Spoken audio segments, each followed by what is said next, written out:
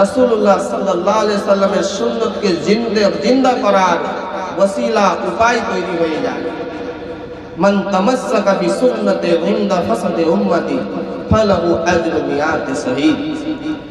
যে ব্যক্তি উম্মতের মধ্যে যখন ফিতনার জামানা এসে যাবে, এই জামানার মধ্যে যদি এসে একটা সুন্নতকে জিন্দা করে দিল, তাহলে সে 100 শহীদের মর্তবা নিয়ে চলে গেল। সুবহানাল্লাহ।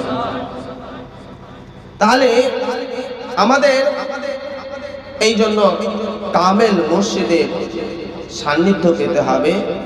যদি আমরা এখনো না পেয়ে থাকি, আল্লাহ রাব্বুল ইজ্জত আমাদের কামেল মুর্শিদের তালাশ করার জন্য হুকুম দিয়েছেন। আল্লাহ রাব্বুল ইজ্জত কোরআনুল কারীমে বলছেন, ইয়া আইয়ুহাল্লাযীনা আমানুত্তাকুল্লাহা ওয়াবতাগু ইলাইহি ওয়াসিলা ওয়াজাহিদু ফী সাবিলিহি লাআল্লাকুম তুফলিহুন। আল্লাহ রাব্বুল ইজ্জত কি বললেন?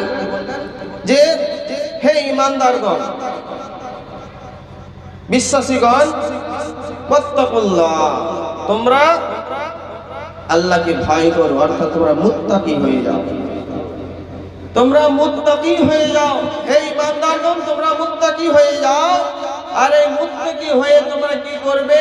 ওয়াবতাগু ইলাইহি ওয়াসিলা, তোমরা ওসিলা তালাশ করো, ওসিলা ঢুঁড়ো, মাধ্যম খোঁজো, যে মাধ্যম খোঁজার মাধ্যমে তুমি আল্লাহর কুরব, আল্লাহর নৈকট্য হাসিল করবে। সুবহানাল্লাহ।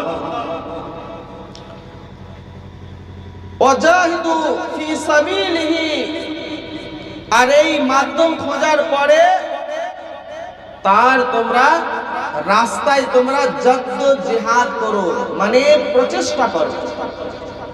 তার রাস্তাতে তোমরা প্রচেষ্টা করবে, চেষ্টা করবে। আর এই চেষ্টার মধ্যে যাতে করে লাআল্লাকুম তুফলিহুন, যাতে করে তোমরা ফলাফল পেয়ে যাও, সফলতা অর্জন করতে পারো। তো আল্লাহ রাব্বুল ইজ্জত সফলতা অর্জনের চাবিকাঠি তো বলে দিয়েছেন। সফলতা অর্জনের চাবিকাঠি এটাই বলেছেন যে দুনিয়ার মানুষ যদি আল্লাহর সান্নিধ্য পেতে চায়, এটাই হচ্ছে সব থেকে বড় সফলতা। আল্লাহর দিদার করতে চাই, এটাই হচ্ছে সব থেকে বড় সফলতা। আল্লাহর কাছে সে আল্লাহর নৈকট্য লাভ করতে পারে, এটাই হচ্ছে সব থেকে বড় সফলতা। তাহলে তাকে তো একটা মাধ্যম খুঁজতে হবে। এই মাধ্যম